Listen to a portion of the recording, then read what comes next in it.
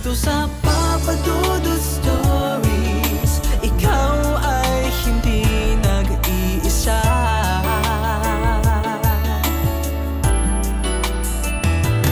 Dito sa Papa Dudut Stories, may nagmamahal sa'yo.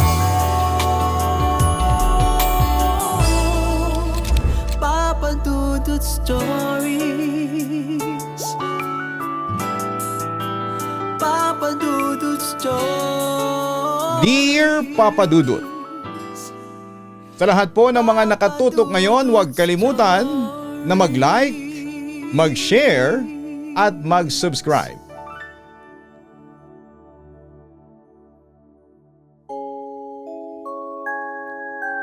Minsan, sa ngalan ng sobrang pagmamahal mo sa isang tao ay hindi mo talaga maiiwasan na makagawa ng kasalanan sa kapwa.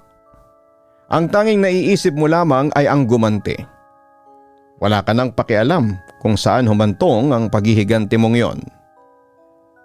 Dear Papa Dudut, kumusta po?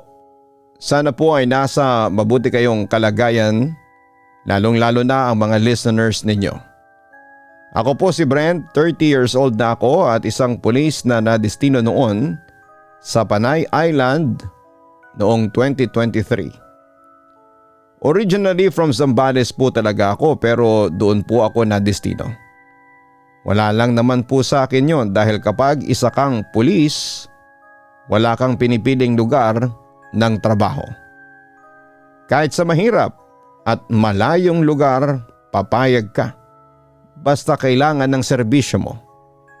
Kasama ko po sa pagpunta sa Panay Island ang kapatid kong si Jella. 15 years old po siya that time. Wala na po kasi kaming mga magulang kaya kung nasaan ako ay naroon din siya. Gustuhin ko man na iwan siya sa mga tiyahing ko sa Zambales ay ayaw ko rin. Bukod po kasi sa nahihiya ko ay nagsabi rin po si Jella sa akin. Ayaw daw po niyang maiwan doon dahil baka kawawain siya ng mga tita ko. Takot na takot po sila sa kanila. Mataray po kasi talaga si Tia Delia simula pa noong bata ako. Wala po kasi siyang anak at asawa. Hindi ko po alam kung bakit pero yun po ang naging desisyon niya. Inalagaan naman po niya ako noon pero may palo po talagang kasama. Okay lang po sana kung si Tia Delia lang ang ganoon pero kahit yung mga nanay po ng mga pinsan ko ay matataray din. Hindi ko po alam kung bakit feeling ko ay walang may paborito sa amin ni Jella simula pa noon. Malakas ang pakiramdam ko na may galit sila kay nanay pero sa amin nila yon binubunton. Ang isang ninong ko po sa ibang bansa ang dahilan kung bakit nakapag-aral ako at nakapagtapos. Hanggang ngayon, thankful pa rin po ako sa kanya dahil tinupad po niya sa mga magulang ko ang pangako na magiging pangalawang magulang ko siya. Nang mapunta po kami sa Panay Island ay masayang masaya po si Jella.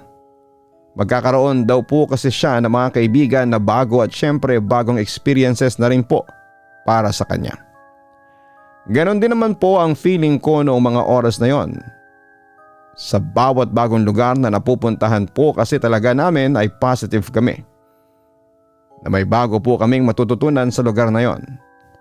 Sa ilang buwan po ng stay namin doon ay masasabi kong okay kami ng kapatid ko. Although hindi na po siya nakapagtapos ng pag-aaral dahil palipat-lipat kami ng lugar. Ayaw niya na raw po kaming mahirapan sa ganong sitwasyon. Opo, masakit po sa akin yon dahil gusto ko po talaga siyang pag-aralin pero naiintindihan ko naman po ang point niya. Minsan ako na lang po ang nagtuturo sa kanya kung may oras po ako para kahit paano ay may matutunan pa rin siya sa akin. Kasi sa totoo lang ay matalino rin talaga siyang bata.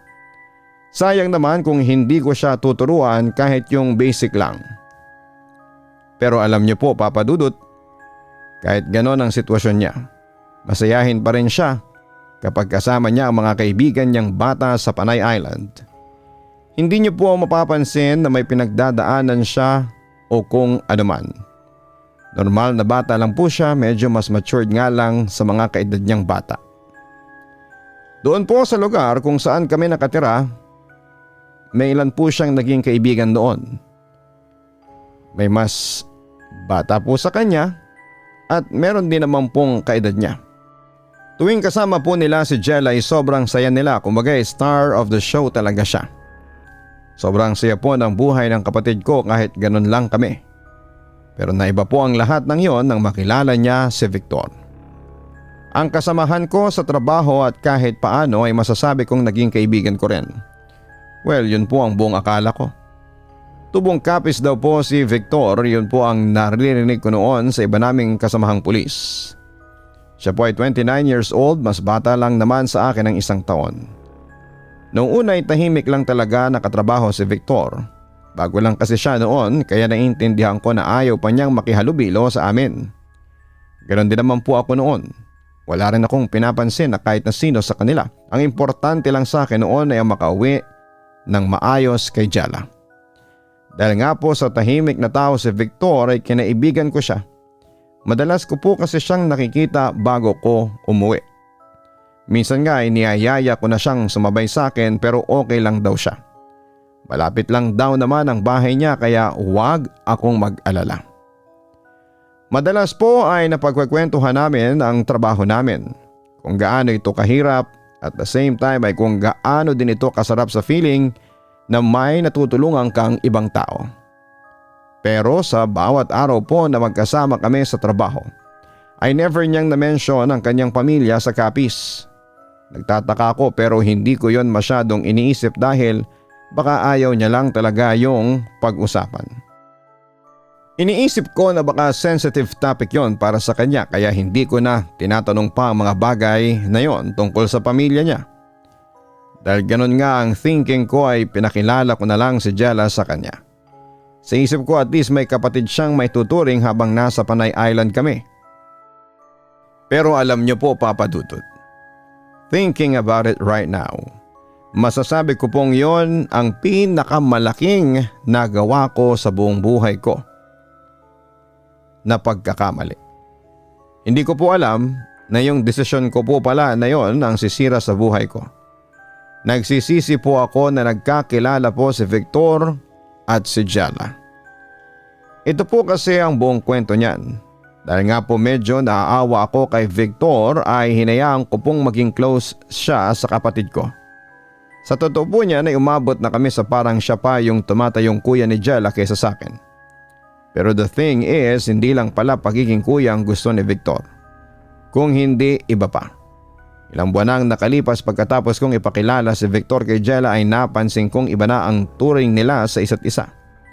Mas close, mas touchy na at nung unay hindi ko pa yon pinapansin dahil lang pagkatiwala ko sa kaibigan ko ay labis. Pero noong naulit na nang naulit ay hindi ko na naiwasang tanungin si Jella. Anong tunay na relasyon ninyo ni Victor? Ikaw ha, bata ka pa. Bakit masyado kayong close sa isa't isa? Yun ang sinabi ko sa kanya. Noong una ay hindi pa siya nagsasalita. Wala raw talaga siyang kung anong mang relasyon kay Victor. Dahil alam daw niya na mali yun. Naniwala naman ako dahil napansin ko rin naman na hindi na pumupunta sa bahay namin si Victor. Lagi rin pong nasa bahay si Jella tuwing umuwi ako kaya ang buong akala ko ay hindi na talaga sila nagkikita. Kung makita ko man po si Victor sa trabaho na lamang. Minsan pa nga po ay kinukumusta pa niya si Jella kaya ang alam ko ay hindi talaga sila nagkikita. Pero all those times ay mali po pala ako. Kalat na po sa Panay Island na may gumagala raw na aswang tuwing 9 p.m.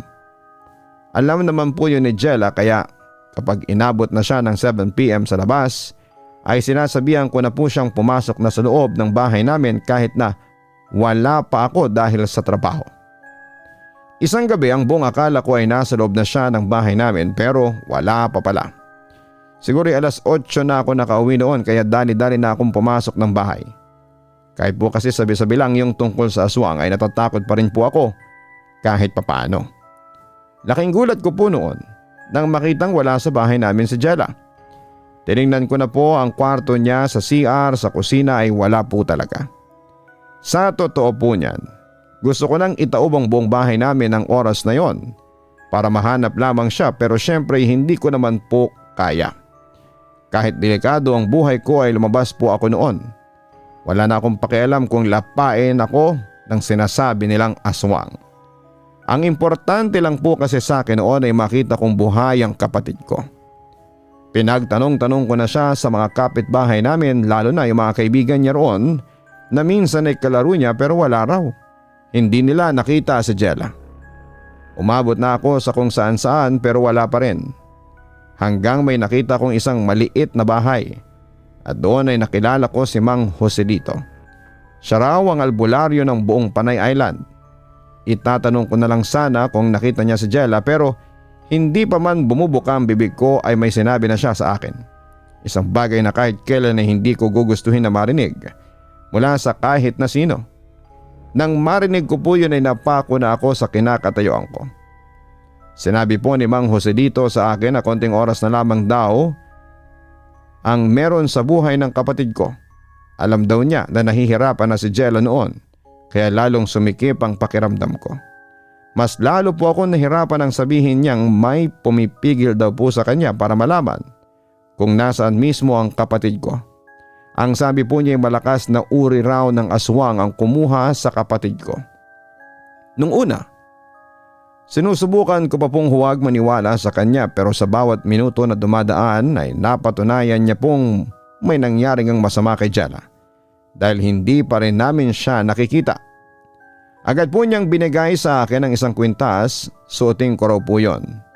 Para kahit maglakad-lakad kami ay hindi makalapit ang kahit na anong aswang sa amin. Meron din po siyang suot na ganon. Ang sabi niya ay may dasal daw po yon. Malakas naman daw kaya kampante siya na kahit kami ay hindi nalalapain ng aswang. Dahil halo-halo na po ang pakiramdam ko noon, sinunod ko na lamang siya kahit na nasa isipan ko ay hindi naman totoo kung ano man ang sinasabi niya. Inabot na nga po kami ng umaga pero hindi ko pa rin siya nakikita. Tinitibayan ko na lamang ang loob ko kahit na sobrang sakit na. Ang sabi ng iba, imposible na buhay pa ang kapatid ko sa ganong sitwasyon. Pero umaasa pa rin ako na okay pa rin siya. Sa isip-isip ko'y walang katawan, walang kamatayan. Pero bumalik na ako sa bahay, wala pa rin siya. Sinabihan na lamang po ako ni Mang Joselito na balikan ko siya kapag hindi ko pa rin nakita si Jella. Pag uwi ko sa bahay, sinubukan ko pong matulog ulit. Baka sakali pagising ko ay nasa tabi ko na siya at okay na ang kapatid ko. Miss na miss ko na rin po ang kapatid ko noon. Kaso pagising ko ay wala pa rin siya sa kahit saang sulok ng bahay namin. Nilibot ko na yon pero hindi ko siya nakita. Pagtingin ko sa orasan ay 3 oras pa lamang pala akong natutulog. Pero kahit na ganoon ay hindi naman ako nakaramdam ng antok. Siguro ay sa sobrang pag-iisip ko kay Jella, kaya ganoon ang nararamdaman ko. Gusto ko na lang talagang maiyak noon, pero alam ko rin sa sarili kong hindi yon makakatulong sa paghahanap ko sa kapatid ko. Sinubukan kong pumasok noong araw na yon na para bang wala lang nangyari. Gusto ko nang ibalita sa mga kapwa ko pulis na nawawala ang kapatid ko, pero 24 hours pa after niyang mawala, doon pa lang ako pwedeng mag-file. Kaya nagtanong-tanong muna ako sa mga kasamahan ko. Pero wala raw silang nakita. Kilala rin kasi nila si Jella. Minsan kasi ay pumupunta sa trabaho ko yon para hatiran ako ng pagkain. Sa pagkakaalala ko ay hindi ko kaagad nakita si Victor noon. Hindi ko alam kung bakit, pero pagdating niya sa police station ay nilapitan ko siya para tanungin. Sa puntong yon ay wala na akong choice. Alam ko man na hindi sila nagkikita ay umaasa pa rin ako na baka napansin niya ang kapatid ko. Wala pre, hindi ko siya nakita. Yan ang eksaktong sinabi niya sa akin. Hindi ako naniniwala noon, Papa Dudut, dahil wala na akong maisip na pwede niyang puntahan pa. Inulit ko pa ang tanong sa kanya pero wala raw talaga. Hindi niya raw alam kung nasaan ang kapatid ko. Around 8 PM bumalik ako sa police station. Isa na pong missing person ang kapatid ko noon.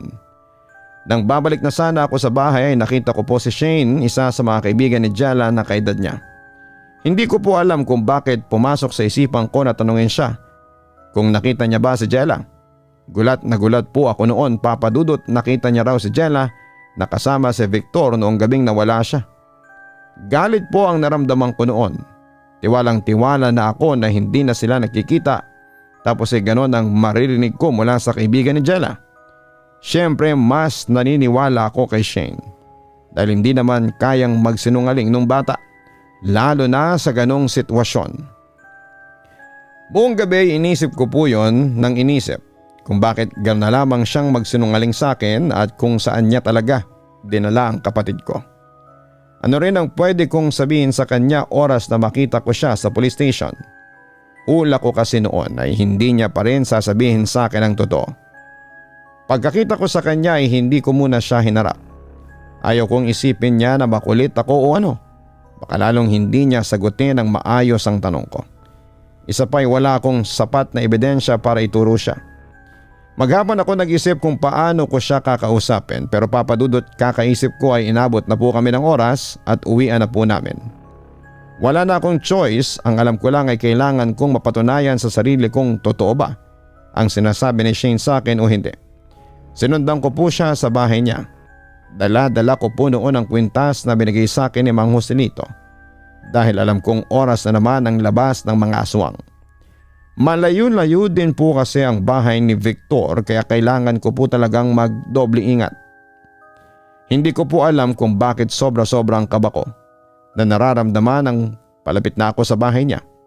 Buti na nga lang at hindi niya napapansin na may sumusunod sa kanya. Maingat po akong nagtago sa mga malalaking puno doon. Sinikap ko pong huwag gumawa ng kahit na anong ingay dahil alam kong oras na marinig niya ako.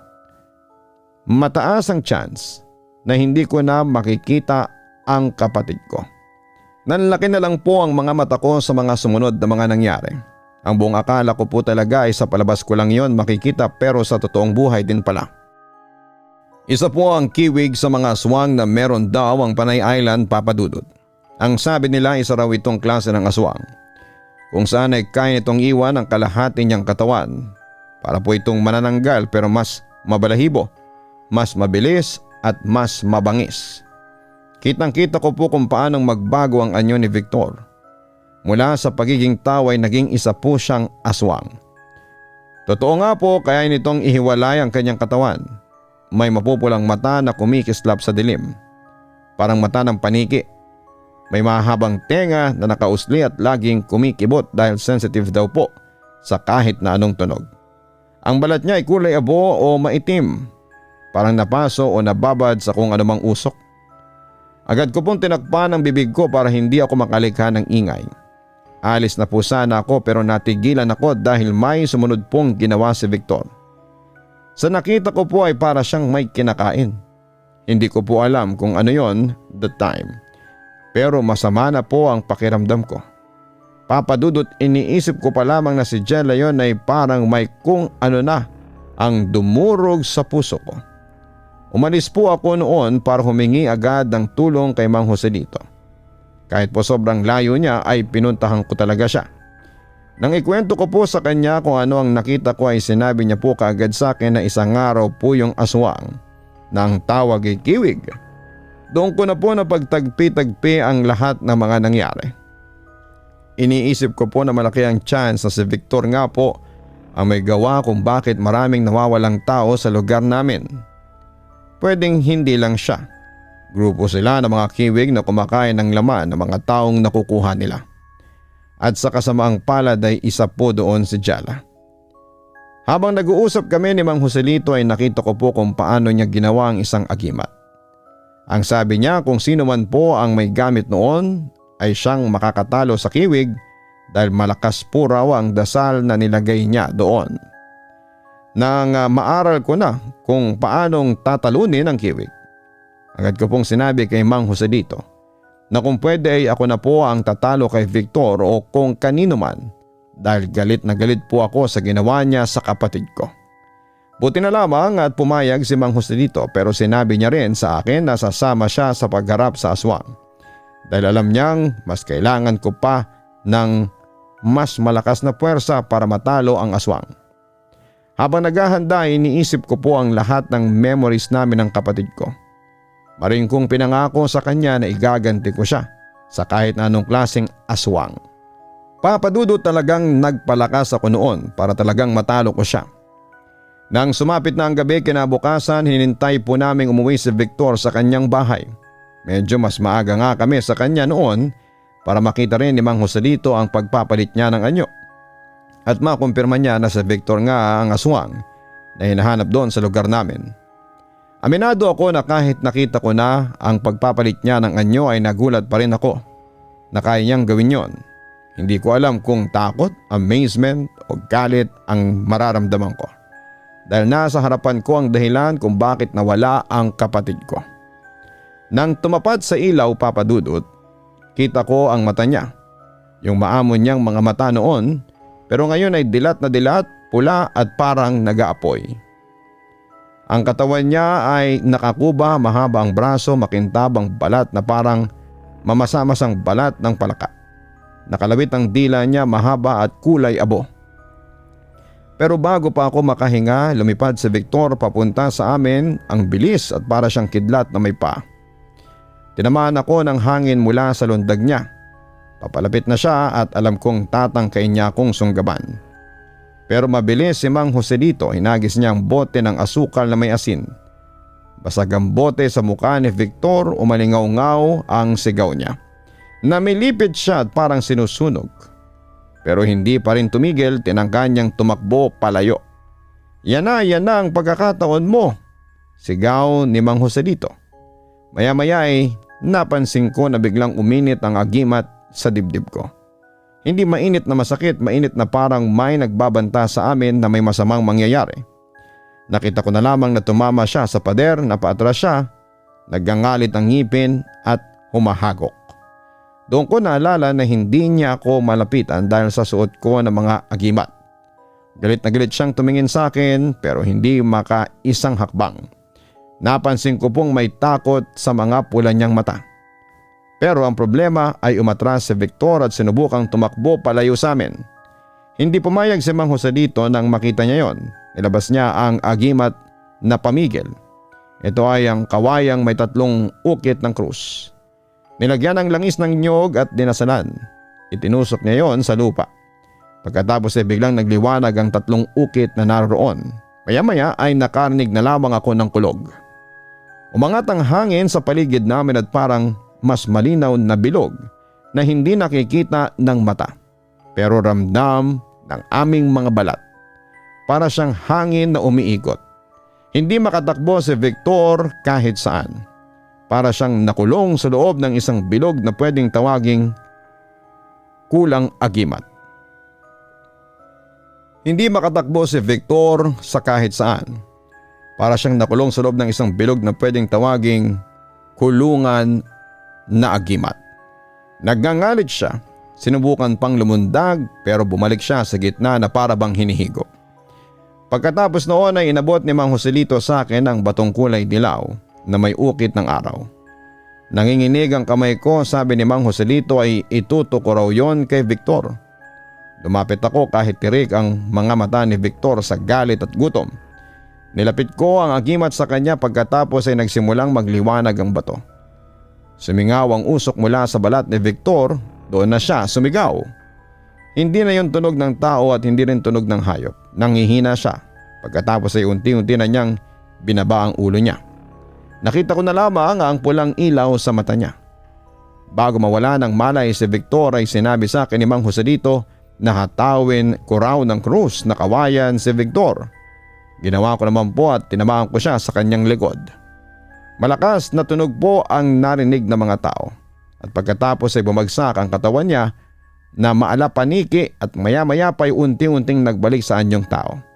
Pagbagsak niya ay nanginginig na siya at wala ng ulirat. Hindi ko po alam kung galit, gutom o takot ang nakita ko sa mata niya nang magkatinginan kami. Dinala po siya sa barangay noon ng mga tanod para sana kausapin pero tulala raw po si Victor nang dalhin doon. Hindi naman nila mapilit dahil baka raw bigla na lamang itong maging kiwig. Pagkatapos po ng ilang araw, nabalitaan ko na lang po na gusto raw ipatawag ni Victor si Mang Joselito. Gusto raw niyang ipaalis ang kanyang pagiging aswang sa albularyo. Walang ano-ano ay pumayag naman ang matanda.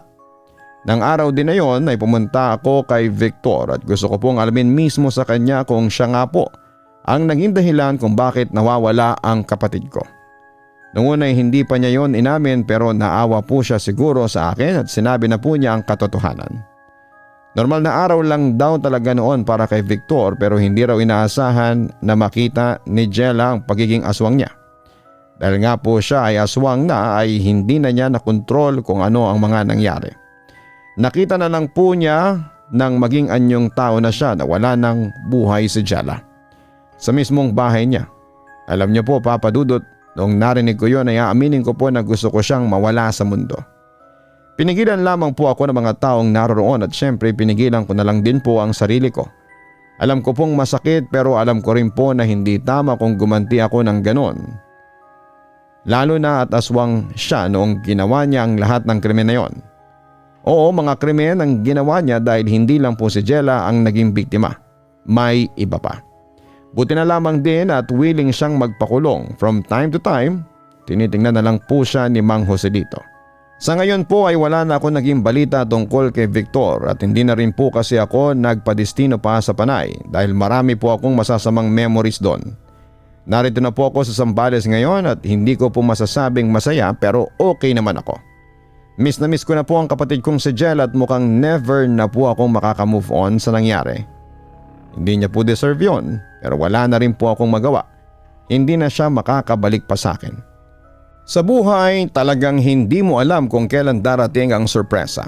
Maganda man o pangit ay dapat ay bukal sa loob mong tanggapin kung ano ang kalalabasan nito sa ating buhay. Papa Dudut, hanggang dito na lamang po ang aking kwento at sana po ay nabigyang liwanag po kayo nito. At ang inyong mga listeners, more power po sa inyo at sa inyong channel. God bless. Ang inyong masugid na tagapakinig, Brent.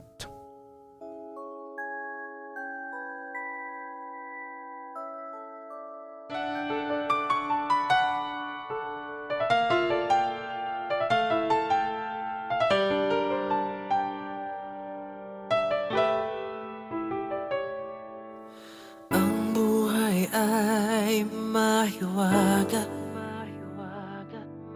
laging may lungkot at saya.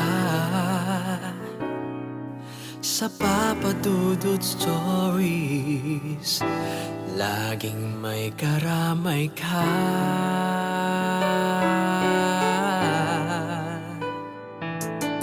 Mga problemang kay bigat, dito ay pakikinggan ka. Sa Papa Dudut Stories, kami ay iyong kasama. Dito sa Papa Dudut Stories, ikaw ay hindi nag-iisa.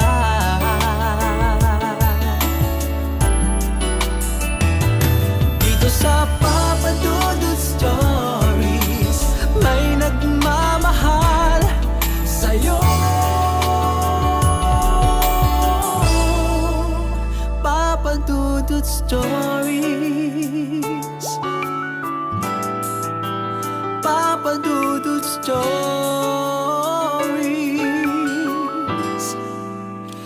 Papa Dudut Stories.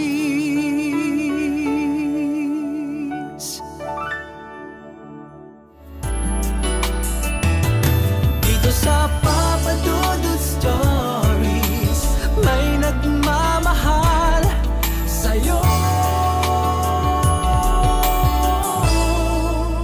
Papa Dudut Stories, Papa Dudut Stories. Hello mga ka-online, si Papa Dudut po ito. Nag-enjoy ka ba sa ating kwento ngayong araw? Huwag kalimutan na i-share, mag-like at mag-subscribe. Maraming salamat po.